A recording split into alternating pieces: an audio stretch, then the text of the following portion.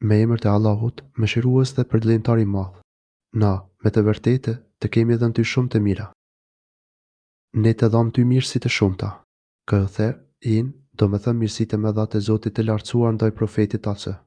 Mes këtyre mirësive dhe begative të pamata, është edhe një lumë me xhenet, që quhet Kauther, të cilën Allahu i lartësuar e ka ruajtur për profetin Ase.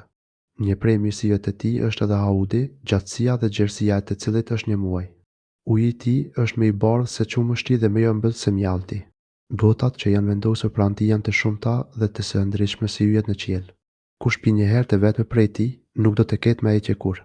Prej këtij haudit do të pinë besimtarët, të cilëve do t'ua jap vetë me dorën e tij Muhamedi Ase. Pasi kujtoi profetit e tij Ase. Këto mirësi të premtuara, Allahu i lartësuar urdhëron atë që të jetë mirënjohës për to. Andaj, bën namaz për Zotin tënd dhe therr kurban. Prandaj, ti falu për hir të Zotit tënd dhe bëj kurban për të. Janë veçuar këto dy rite, sepse ato janë ndër më të rëndësishme dhe ndër rrugët më të dashura për t'u ofruar tek Allahu i madhruar. Namazi shpreh nështrimin e plotë të zemrës dhe gjymtyreve vetëm për Allahun e lartësuar. Gjatë tij, zemra dhe trupi, me përkushtim dhe dashuri ndaj Allahut, kalojnë nga një adhurim në tjetrin.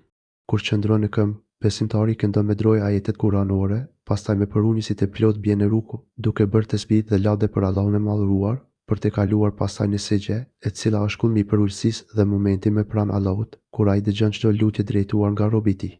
Ndërsa kurbani edukon bujarinë dhe shtyp kopracim. Robi zgjedh më të bukurën dhe më të mirën bagëti për t'ia përkushtuar Zotit si kurban. Me të vërtetë, ai që të urën ty, ai vetë është i cungët.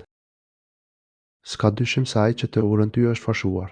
Kuptimi, ai që të urën ty, që të fyen dhe të përmend për keq, pikërisht ai është elipter, fashuar, sepse veprat do t'i asgjësohen dhe namni do t'i zhuket. Ndërsa Muhamedi Ase është tërësisht i kompletuar me cilësitë më të mira si një krijesë e Zotit.